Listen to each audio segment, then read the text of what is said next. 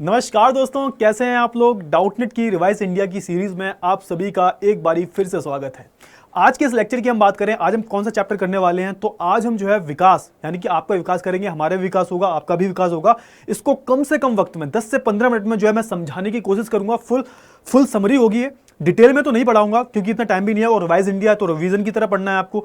तो इसको जो है मैं ज़्यादा से ज़्यादा चीज़ें जो है मैं बताने की कोशिश करूंगा।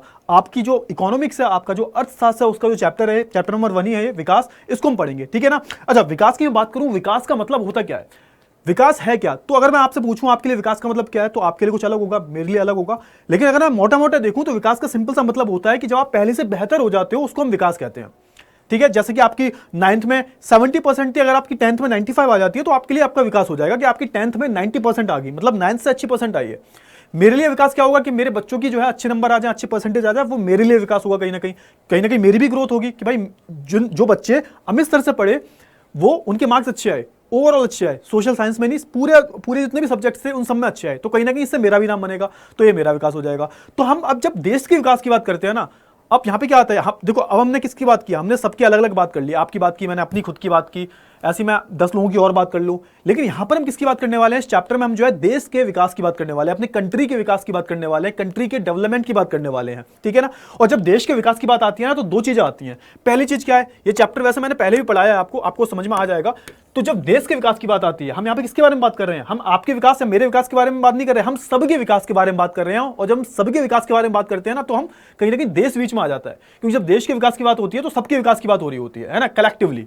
तो यहाँ पे जब देश के विकास की बात होती है तो यहाँ पर पहली चीज और दूसरी चीज, पहली चीज आती है यहाँ पे अर्थव्यवस्था, और दूसरी चीज आती है यहाँ पे आर्थिक विकास। अच्छा, अब थोड़ा सा मोटा मोटा समझ लेते हैं, थोड़ा को समझने की कोशिश करो कि अर्थव्यवस्था क्या होती है और आर्थिक विकास क्या होता है। ये दोनों जो चीजें हैं, अर्थव्यवस्था और आर्थिक विकास, ये दोनों कहीं ना कहीं जुड़े हुए हैं। अर्थव्यवस्था का मतलब क्या होता है, तो अर्थव्यवस्था एक ऐसी, आप बोल सकते हो, ये अर्थव्यवस्था क्या है, एक ऐसा ढांचा है जहां पर हम आर्थिक जो चीजें हैं, मतलब जो आर्थिक क्रियाएं हो रही हैं, उनका अध्ययन करते हैं। सिंपल सा है, जो भी आर्थिक क्रियाएं हो रही हैं, आप सुबह से लेकर शाम तक क्या क्या आर्थिक क्रियाएं कर लेते हो, आपके पिताजी क्या कर लेते हैं, कुछ भी, जहां पर भी जो आप पैसे दे रहे हो, चीजें ले रहे हो, कुछ भी आप जो है वस्तुओं का आदान प्रदान कर रहे हो, सेवाओं का आदान प्रदान कर रहे हो, तो वो क्या हो जाता है, बेसिकली वो जो है एक आर्थिक क्रिया हो जाती है। और जब उन आर्थिक क्रियाओं को जो अध्ययन करते हैं, तो क्या होता है, वो जो है अर्थव्यवस्था का रूप ले लेता है। तो आपने देखा होगा कि भाई हमारी भारत जो है देश की, पूरी दुनिया की जो है 5वीं सबसे बड़ी अर्थव्यवस्था है, और ऐसा अनुमान लगाया जा रहा है 2030 तक हम तीसरे नंबर पर आ जाएंगे। दुनिया की तीसरी सबसे बड़ी जो अर्थव्यवस्था होगी वो भारत की होगी।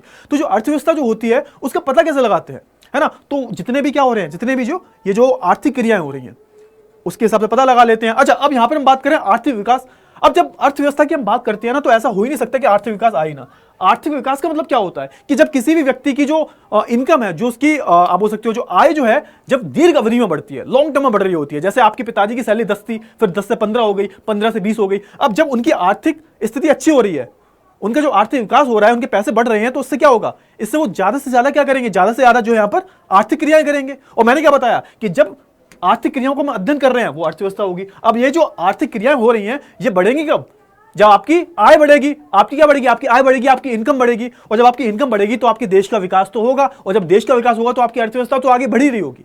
क्लियर है ना। तो यहां पर आर्थिक विकास और अर्थव्यवस्था, ये दोनों ही जो आपको बहुत अच्छे से जो है क्लियर हो गए होंगे। आर्थिक विकास का मतलब क्या होता है कि जब किसी की भी जो आय जो है, इनकम जो है, वो दीर्घ अवधि में बढ़ रही है। जैसे एक साल बाद 5,000 बढ़ गई, फिर 5,000 और बढ़ गई, 5,000 और बढ़ गई। तो जब आय बढ़ती है तो स्थिति अच्छी हो जाती है। जैसे आपने देखा होगा किसी घर में जो है एक बच्चा पढ़ जाता है, पैसे वैसे आने लगते हैं, तो उसकी आर्थिक स्थिति सुधर जाती है। तो कहीं ना कहीं उसका विकास हो रहा है, आर्थिक विकास हो रहा है। और वो क्योंकि उस देश का हिस्सा है, तो कहीं ना कहीं अगर उसका विकास हो रहा है तो उस देश का भी विकास हो रहा है। सिंपल सा है। क्लियर है। चलिए, तो आई होप आपको इतनी जो चीजें हैं वो क्लियर हो गई होंगी। अच्छा, अब विकास की अगर हम बात करें, अगर हम विकास की बात करें तो विकास का ना सब, ये थोड़ा सा काट दो, कुछ भी नहीं है ना। विकास की जब हम बात करते हैं तो विकास के जो लक्ष्य होते हैं सबके लिए अलग अलग होते हैं। जैसे आपके, मैंने जस्ट अभी बताया, आपका कुछ अलग है, मेरा कुछ अलग है, किसी तीसरे इंसान का कुछ अलग होगा। सबके लिए जो है विकास का जो मतलब होता है वो अलग हो सकता है। हो सकता है कि कोई जो चीज है वो आपके लिए विकास हो, लेकिन दूसरे के लिए विनाश हो। ध्यान सुनना, मैंने क्या बोला, कोई भी चीज आपके लिए विकास हो सकती है, दूसरे के लिए जो है विनाश हो सकती है। फॉर एग्जाम्पल, मान के चलो कोई एक जगह है जहां से पहाड़ों से होते हुए जाते हैं। दिक्कत क्या है कि वहां पे सड़क नहीं बनी। अब सरकार ने जो है सड़क बना दी, पुल बना दिया, और जब पुल बनाया तो बहुत सारे जो किसान थे उनकी जमीन आ गई। अब कहीं ना कहीं जो लोग उधर से जाते होंगे, उस रास्ते से जाते होंगे, उनका विकास हो गया क्योंकि सड़क बन गई, समय अब 2 घंटे बच जाएगा। लेकिन जिन किसानों की जमीन आई है, जो जमीन अपनी देना नहीं चाहते थे, उनका तो नुकसान हो गया ना, उनका तो वो जो पुश्तैनी जमीन जो थी वो नहीं देना चाहते थे, हालांकि उन्हें पैसे मिलेंगे लेकिन वो जमीन नहीं बेचना चाहते थे, तो उनके लिए वो क्या है, उनके लिए विकास नहीं है वो, ठीक है ना। तो विकास की जो डेफिनेशन है, जो उसकी परिभाषा जो है वो हर किसी व्यक्ति पर जो है अलग अलग डिपेंड करती है। क्लियर है, इतना समझ लेना। अच्छा, ये मैंने हाँ, अब बात कर लेते हैं आय और अन्य लक्ष्य। अच्छा, जब हम विकास की बात करते हैं, है ना, जब हम किसी भी आर्थिक विकास की बात कर रहे होते हैं तो क्या क्या चीजें शामिल होती हैं, तो हमेशा याद रखना, जब भी हम किसी भी देश के विकास की बात करते हैं, जैसे हम आपके विकास की बात करें कि भाई लोग जो है क्या देख के जज कर लेते हैं कि आपके पास पैसा कितना है। हाँ, जैसे नॉर्मली हम देखें तो लोग जो है सिर्फ पैसे के पीछे भागते हैं, जिसके पास पैसा है उसकी इज्जत भी होती है, तो बिल्कुल ये कॉन्सेप्ट पूरे कंट्री पे भी शामिल होता है। अगर पूरे हम देश के विकास की बात करते हैं तो ये देखा जाता है कि उस देश की आय कितनी है ना, उस देश की पर व्यक्ति आय कितनी है, कितने लोग कमा रहे हैं उसमें। क्लियर हुआ। अब यहां पे ये याद रखना कि सिर्फ आय ही होती है तो नहीं होती, यह बात मैंने कि भाई आय जो होती है, इनकम जो होती है वो सबसे ऊपर रहेगी। मतलब हम किसी भी देश का जो विकास है, उसकी जो अर्थव्यवस्था है आगे बढ़ रही है, वो पता कैसे लगाएंगे कि उसमें जो पर व्यक्ति आय जो है, उसकी जो कुल आय जो है उस देश की वो क्या है। लेकिन सिर्फ आय लेंगे नहीं, और भी कई सारी चीजें होती हैं, जैसे कि भाई आपका व्यवहार कैसा है ना। मान के चलो आपकी सैलरी बहुत अच्छी है, मान के चलो महीने का 10 लाख रुपए कमाते हो, लेकिन तुम्हें परमिशन नहीं है कि तुम अपने घर से बाहर निकलो, तुम्हें स्वतंत्रता है ही नहीं। मान के चलो तुम बहुत अच्छा कमा रहे हो, पैसा बहुत है तुम्हारे पास, लेकिन तुम्हारी सुरक्षा है ही नहीं, पता चले जा रहे हो किसी ने ठोक दिया तुम्हें, है ना। मान के चलो तुम्हारी सैलरी बहुत अच्छी है लेकिन कोई तुम्हें सम्मान ही नहीं देता। तो ये सारी चीजें भी मैटर करती हैं। मतलब आय के अलावा जैसे आपका व्यवहार हो गया, है ना, समान व्यवहार, सबके साथ बराबर व्यवहार होना चाहिए, सबके पास स्वतंत्रता होनी चाहिए, सुरक्षा होनी चाहिए, सब जो है एक दूसरे का सम्मान करें, तो ये जो चीजें, भेदभाव ना हो, तो ये भी कई चीजें जो है ना वो अन्य लक्ष्य में आ जाती है। ये भी जो है विकास का हिस्सा है। सिर्फ पैसा ही सब कुछ नहीं होता, कहने का मतलब ये है। तो आई होप आपको इतनी जो चीज है वो अच्छे से जो है क्लियर हो गई होगी। अच्छा, अब बात कर लेते हैं राष्ट्रीय विकास के बारे में, है ना। तो मैंने आपको बताया कि देखो अब हम किसकी बात कर रहे हैं, हम अपने तुम्हारे बारे में बात नहीं कर रहे, हम जो है पूरे राष्ट्र के बारे में बात कर रहे हैं, पूरे देश के विकास के बारे में बात कर रहे हैं। और जब पूरे देश के विकास के बारे में बात करते हैं ना, तो उसमें बहुत सारी चीजें आ जाती हैं। क्लियर है ना। तो आप यहां पे पढ़ोगे कि इसे जो अपने निवासियों के जीवन स्तर को बढ़ाने की जो है देश की क्षमता के रूप में जो है परिभाषित किया जाता है। लोगों के लिए जो राष्ट्र के विकास में विश्वास अलग है, सबका जो है राष्ट्र का विकास जो है, मतलब सबका जो विकास है, राष्ट्र का विकास, वो अलग अलग है ना। अब यहां पे आपको समझना होगा थोड़ा सा कि देखो सबकी, मैंने अभी बताया कि सबकी जो परिभाषा है विकास की वो अलग अलग है। फिर आप ये कैसे जज करोगे कि भाई पूरे राष्ट्र का विकास इस चीज से होगा। समझे मैंने क्या बोला कि भैया आपके लिए अभी क्या है विकास का मतलब कि अभी आपके 10th में नंबर अच्छे आ जाए।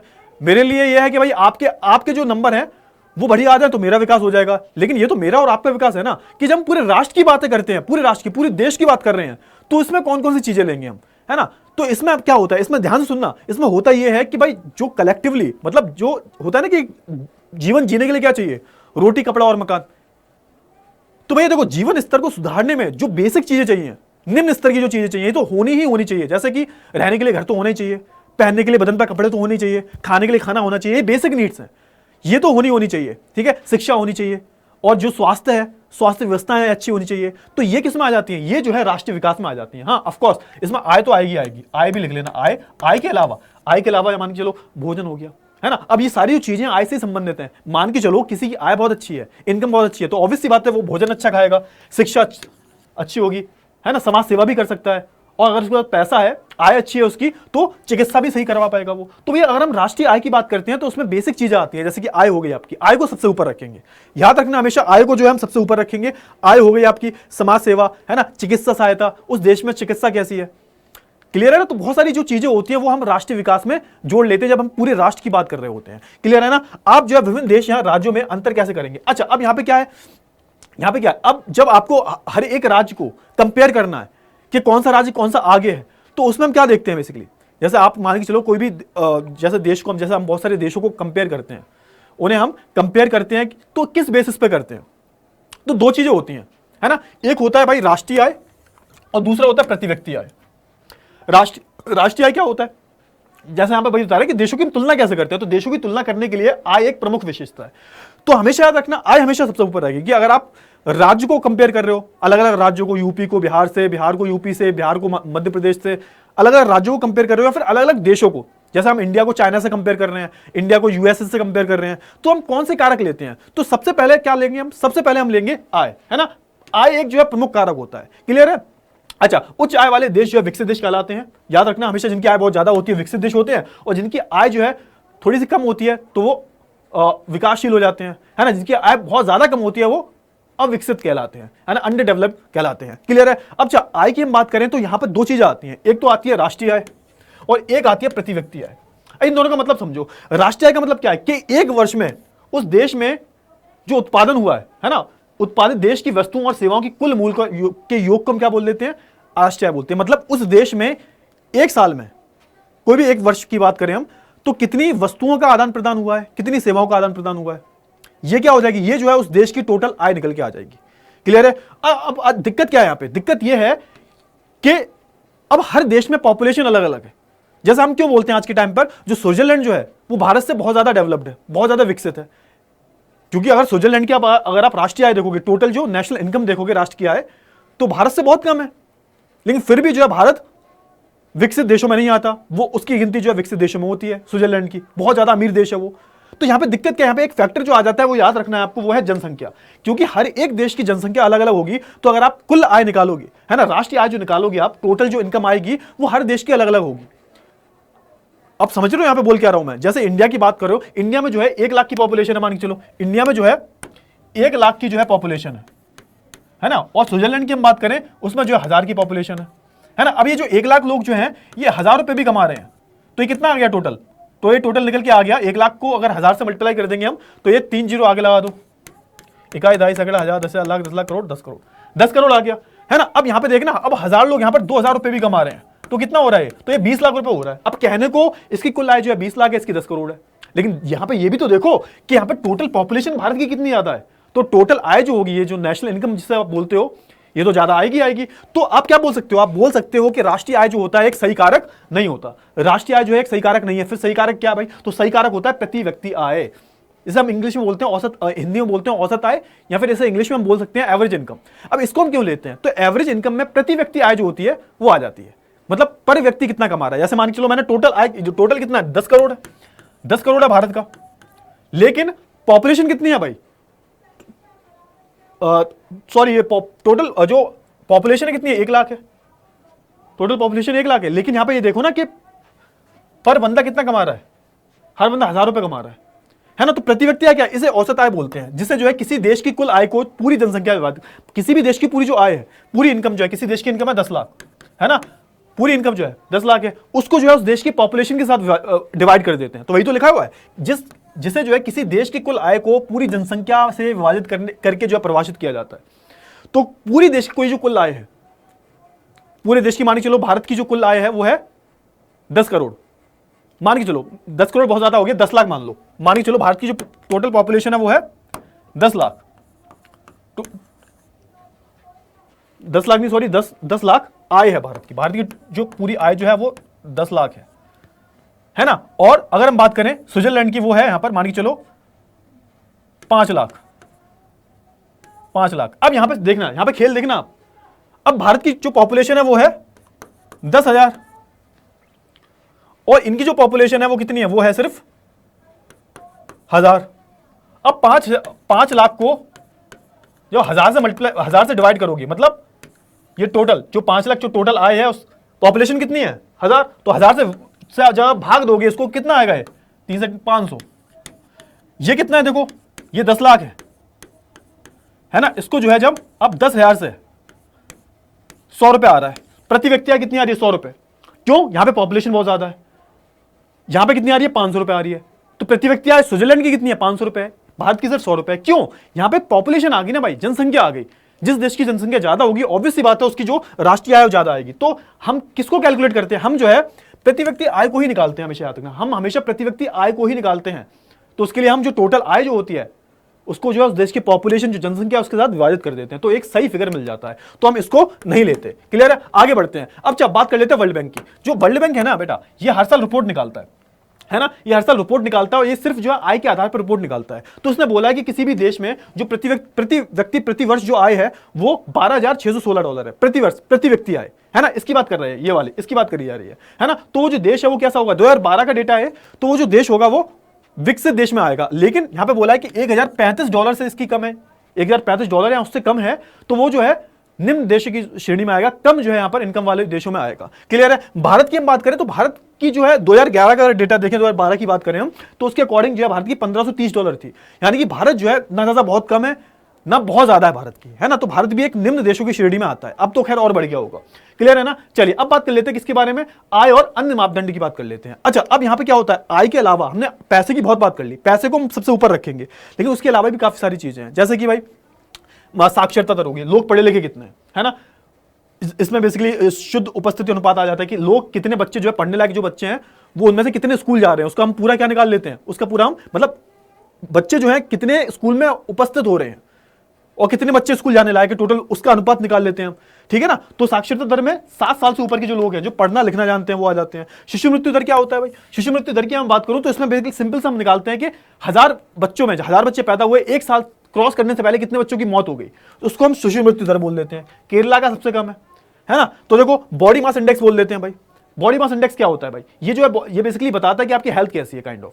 ठीक है ना। जैसे आपका हाइट का जो स्क्वायर होता है, जो आपका वजन होता है उसको हाइट के स्क्वायर से जो है डिवाइड कर देते हैं, तो ऐसा करके क्या आ जाता है मीटर स्क्वायर से, तो ऐसे करके जो है आपको बीएमआई मिल जाता है ना। 25 से ऊपर होगा तो बहुत ज्यादा ओवरवेटेड हो, 18 से नीचे होगा तो कुपोषण के शिकार है, तो ये ऐसा हो जाता है। ठीक है ना। और पुरुष और महिला का अनुपात, मतलब किसी भी देश में 1000 पुरुषों पे कितनी महिलाएं हैं, मतलब 1000 पुरुष हैं और उनसे अगर कंपेयर करें हम तो कितनी महिलाएं हैं, तो ये बेसिकली बताता है कि उस देश में महिलाओं और पुरुषों में कोई भेदभाव तो नहीं है, क्योंकि जहां महिलाएं कम होंगी तो ऑब्वियस सी बात है महिलाओं के साथ भेदभाव हो रहा है ना। जन्म के समय संभावित आय, इसे हम बोलते हैं औसत आय, कि किसी भी देश की औसत आयु कितनी है, आय नहीं आयु, एज कितनी है, तो ये चीज बताता है उस देश में। ठीक है ना। और ये जो है रिपोर्ट कौन पब्लिश करता है, तो याद रखना UNDP, united nation development programme. इसको हम क्या बोलते हैं, इसको हम बोलते हैं एचडीआई, हिंदी में से बोलते हैं हम मानव विकास सूचकांक। ठीक है, मानव विकास सूचकांक, HDI, human development index. Clear है। चलिए अब बात कर लेते हैं सार्वजनिक सुविधाओं के बारे में। देखो सार्वजनिक सुविधाएं क्या होती हैं, सार्वजनिक सुविधाएं बेसिकली हम बोलते हैं पब्लिक फैसिलिटीज, है ना। तो ये बेसिकली वो सुविधाएं होती हैं जो किसी भी देश के विकास में बहुत बड़ी भूमिका निभाती हैं। मतलब जो बेसिक चीजें होती हैं, जैसे रहने के लिए क्या चाहिए, घर चाहिए, है ना, इधर से उधर जाने के लिए, एक जगह से दूसरी जगह जाने के लिए परिवहन चाहिए, क्लियर है, बिजली चाहिए, हॉस्पिटल चाहिए, तो ये क्या होती है, ये जो है सार्वजनिक सुविधाएं होती हैं जो किसी भी देश को आगे बढ़ाने में बहुत मदद करती हैं। क्लियर है ना। तो ये सारी चीजें होनी चाहिए किसी भी देश में। तो ये सुविधाएं जो है महत्वपूर्ण है, क्योंकि हम हर बड़ी सुविधा को जो है नहीं खरीद सकते। मतलब क्या है, मतलब ये है इसका कि देखो हम बड़ी सुविधाओं को खरीद नहीं सकते। अब जैसे मान के चलो आपको कहीं जाना है तो आप प्लेन नहीं खरीदोगे, प्लेन खरीद के जाओ, प्लेन जो है अलग आपको जो है उसकी प्लेन की टिकट बुक करवानी पड़ेगी, अलग कंपनीज है वहां जो आप जाके बुक करवा सकते हो। क्लियर है। ट्रेन से जाना, आप ट्रेन खरीद नहीं सकते। आप बिजली की बात करें, बिजली आप खुद बना नहीं सकते, तो सरकार बनाएगी। तो ये जो कुछ सार्वजनिक सुविधाएं जो है कौन देता है, हमें सरकार देती है, और इससे भी जो है हमारे देश की जो अर्थव्यवस्था है ये आगे बढ़ती है। क्लियर है। तो और हम बात कर लेते हैं सतत पोषण, सतत विकास, ये आखिरी टॉपिक है।